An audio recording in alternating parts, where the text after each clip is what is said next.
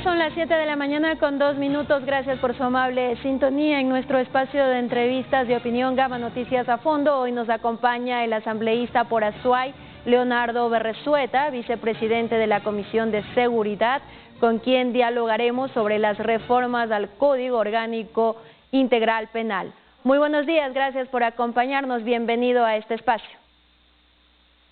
Buenos días, Danaid, muchas gracias. Un placer estar en las pantallas de Gamavisión.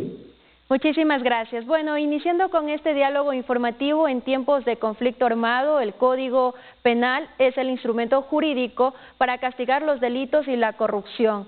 En ese sentido, ¿por qué buscar incorporar informes de las comisiones de derechos humanos como evidencia nueva al recurso de revisión penal, asambleísta?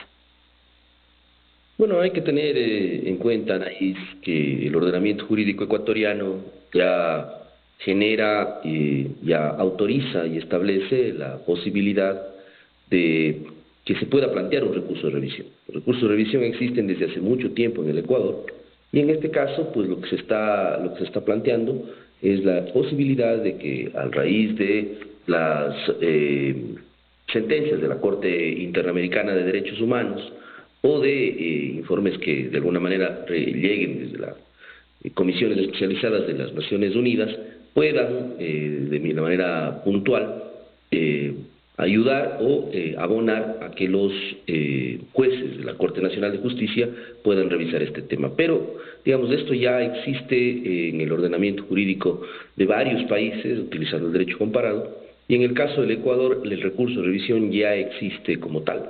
Sin embargo, este tema nosotros lo hemos puesto dentro del segundo paquete de la votación que hubo la semana pasada en la Asamblea, y hay un tema que es muy importante.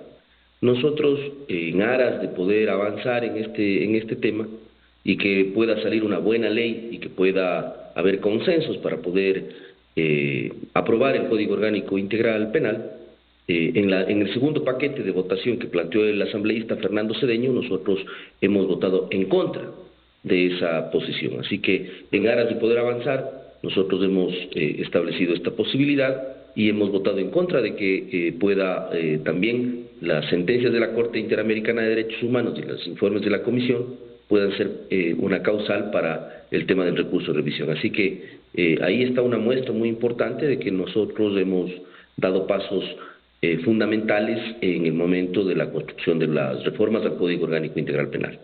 Le pregunto porque, de acuerdo con la opinión pública, estas reformas responderían a una agenda de impunidad y a intereses partidistas. ¿Cuál es su opinión, su juicio o su criterio al respecto? Yo le repregunto a Anaís, ¿qué es la opinión pública? Es decir, usted me dice la opinión pública. ¿Qué es la opinión pública? Todo el debate que se ha discutido desde la Asamblea Nacional y también constitucionalistas que conocen del derecho han hablado acerca de aquello, también la preocupación por parte de la Fiscalía General del Estado. La opinión pública nos corresponde a todo el Estado ecuatoriano. A todo el Estado, a todos los ciudadanos. Así es. El Estado lo conforma territorio, población y gobierno, según el derecho político constitucional. En este sentido, es importante establecer de que una agenda de impunidad pasaría por una reforma al Código Orgánico Integral Penal que ponga una causal que diga que los expresidentes de la República, para hablar con claridad, estamos hablando sobre la posibilidad del recurso de revisión que tenga el expresidente Rafael Correa. Exacto. Imagínense lo que sería que se ponga en el Código Orgánico Integral Penal, que los expresidentes tengan la posibilidad de tener ventaja en el recurso de revisión. Eso sería un recurso de impunidad, eso sería una agenda de impunidad. En este caso, lo que está estableciéndose en la reforma que se planteó es precisamente que existe una causal adicional sobre lo que ya existe en el derecho comparado internacional. No es otro tema que ya exista, pero lo que es importante determinar aquí, Anaís, es que el hecho de que usted tenga una sentencia de la Corte Interamericana de Derechos Humanos o que tenga un informe de la Comisión de Derechos Humanos no es un ticket o un pasaporte para que inmediatamente usted tenga y pueda acceder a un recurso de revisión favorable, porque evidentemente tendrá que ser sustanciado ante el juez de instancia, el juez tendrá que revisar cuáles son las causales y sobre la base de eso tomar una decisión. Por lo tanto, no estamos hablando solamente de un tema puntual o un traje a la medida. Traje a la medida es cuando se emiten sentencias para recursos de revisión, como en el caso, por ejemplo, del ex líder de los choneros, hoy fallecido, el señor Rasquiña. En el año 2018 obtuvo un beneficio de un recurso de revisión por asesinato suscrito por el actual juez nacional de la Corte y expresidente de la Corte Nacional de Justicia, Iván Saquicela. Y en ese entonces la ministra de Gobierno era la señora María Paula Romo. Por lo tanto, yo creo que en ese momento debíamos haber tenido una situación bastante similar a la que usted dice hoy, la opinión pública, porque la opinión pública en ese momento no se escandalizó al dejar libre a uno de los más avesados delincuentes en el país, sobre la base de un recurso de revisión por asesinato. Entonces, yo creo que los temas del manejo de la justicia sí están siendo a la carta y de alguna forma no es precisamente desde el lado del progresismo en el país. Asambleísta, hoy, en este tiempo, en cambio, la bancada del correísmo pretende introducir esta reforma con una dedicatoria que usted ya lo mencionó, que es para beneficiar al expresidente Rafael Correa. ¿Cómo explicar eso a la opinión pública? Permítame hacerle otra precisión, Anaís. Yo no he indicado de que hay una reforma dedicada específicamente para el presidente Correa. He puesto el ejemplo de que imagínense lo que fuera si pusieran en el Código Orgánico Integral Penal una reforma que diga que los expresidentes tienen de alguna manera ventaja, como un ejemplo, ¿no? Para que pueda ubicarse usted en el tema de la entrevista en lo que estamos hablando. En ese sentido, nosotros lo que vamos a seguir empujando son los temas fundamentales y de fondo que tiene esta reforma. Y en este sentido, el tema importante aquí es el hecho del endurecimiento de penas para secuestro, extorsión, terrorismo, todo lo que tenga que ver con el crimen organizado, transnacional, el tema de narcotráfico. Hay que endurecer esas penas, hay que quitar los beneficios penitenciarios que están establecidos en este momento tanto en el Código Orgánico Integral Penal cuanto en el Código de Ejecución de Penas, para evitar precisamente de que existan prelibertades en los delitos que acabo de mencionar. Pero es importante también de que exista la imprescriptibilidad de estos delitos y que pueden endurecerse estos temas. Todos estos temas que le estoy planteando están establecidos en la consulta popular planteada por el presidente de la República. Si es que hubiesen acogido la propuesta, que entre otros este legislador planteó y otros más, plantearle al presidente de la Asamblea poder suspender la sesión de las reformas al Código Orgánico Integral Penal para poder abrir una mesa de concertación en donde todas las fuerzas políticas del país, extra Asamblea, podamos sentarnos a revisar un tema tan delicado como el tema de las reformas al Código Orgánico Integral Penal, y poder plantear un consenso para llevarlo a la votación al Pleno de la Asamblea, para ahorrarle al país 60 millones de dólares, que es lo que cuesta en este momento la consulta popular, que bien podrían ir esos 60 millones de dólares a poder pagar a los gobiernos autónomos descentralizados que se encuentran 5 meses sin cobrar sus haberes. En el caso de mi provincia, la provincia de Azuay, conversado con el prefecto Juan Cristóbal Lloret, son 5 meses que el gobierno ecuatoriano no cancela los haberes a esa prefectura. Me imagino pasa exactamente lo mismo en otras.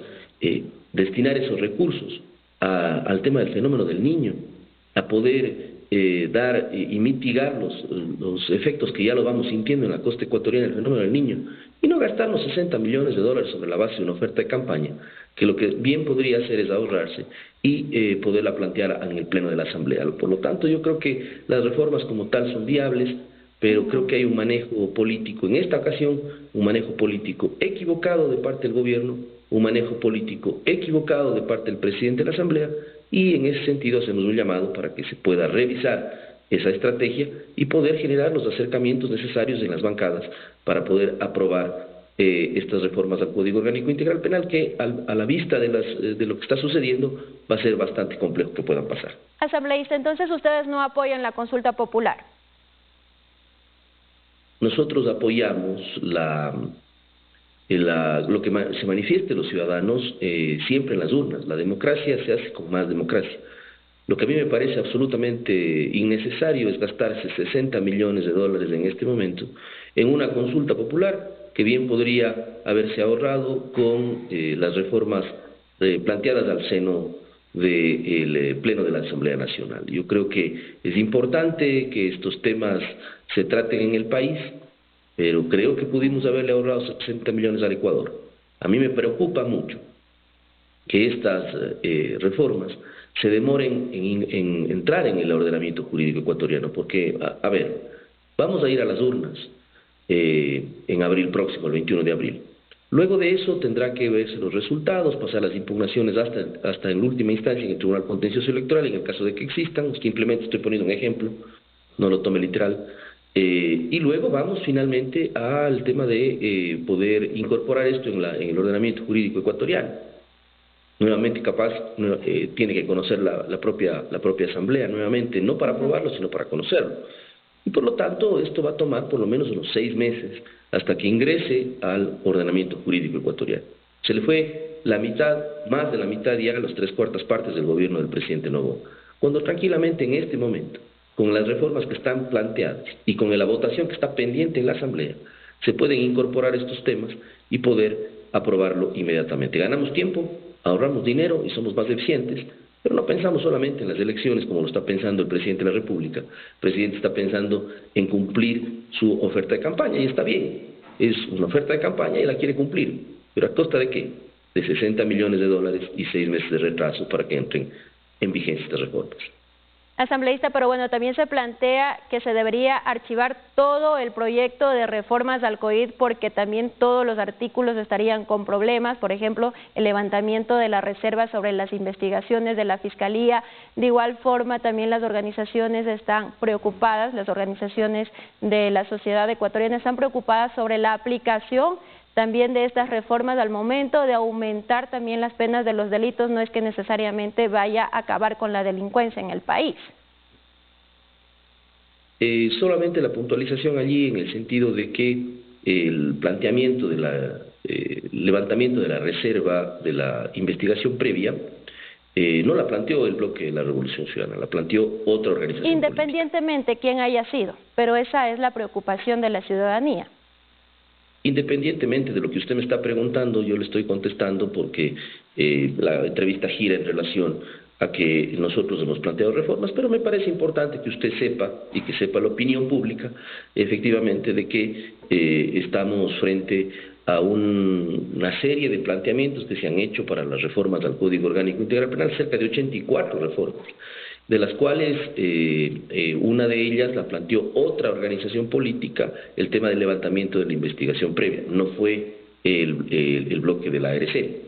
En ese sentido yo creo que es importante que se pueda establecer que no estamos de acuerdo con el levantamiento de la reserva, no estamos de acuerdo. La reserva tiene que seguir manteniéndose, tiene que seguir existiendo el tema de la presunción de inocencia, no estamos de acuerdo con que se levante esa reserva y por supuesto nuestro voto ha sido en contra en ese sentido. Pero aquí lo fundamental y lo importante y lo de fondo es que podamos tener la conciencia suficiente los diferentes bloques políticos y se pueda de alguna manera volver a retomar el tema de la votación del Código Orgánico Integral Penal sobre la base de las mociones presentadas, pero la del archivo no estamos de acuerdo. No estamos de acuerdo porque hay cosas que son extremadamente necesarias, como las que estamos indicando en este momento, que son planteadas en la consulta popular y que bien podría ahorrarle al país 60 millones de dólares. Lamentablemente la agenda del bloque de Construye es el tema del archivo. Nosotros respetamos esa posición, no la compartimos, pero creemos que es importante salvar esta votación. Insisto, nosotros incluso habiendo ya votado en contra del tema del recurso de revisión, no podría volverse a poner sobre la mesa de la votación de la Asamblea el tema del recurso de revisión, eso ya no pasó, y nosotros votamos en contra, además para dar una muestra de que efectivamente queremos que se viabilicen estas reformas. Así que el problema de fondo, que era el tema del recurso de revisión, ya no se aprobó, no va a pasar. Por lo tanto, nosotros sí planteamos de que se pueda votar en la Asamblea el tema del endurecimiento de penas, el tema de la imprescriptibilidad, el tema de la eliminación de los beneficios penitenciarios y otras reformas que son importantes para el ordenamiento penal ecuatoriano. Asambleísta, ya una última pregunta en todo lo que usted ha explicado ahora último. ¿Cuáles serían los escenarios que le queda ya a las reformas al COVID en la Asamblea Nacional? ¿Cuándo nuevamente se reinstale la sesión? ¿Qué es lo que viene? ¿Qué es lo que falta? Sí, efectivamente, en este momento tenemos una sesión suspendida en medio de una votación. Hay dos mociones, una moción que tuvo dos bloques, que fue ya tramitada, las dos, en este caso la planteada por Fernando Cedeño, fueron negadas. Insisto, una de ellas contenía el tema del recurso de revisión, con nuestro voto en contra, incluso como una muestra de poder dar paso al tema de las demás reformas.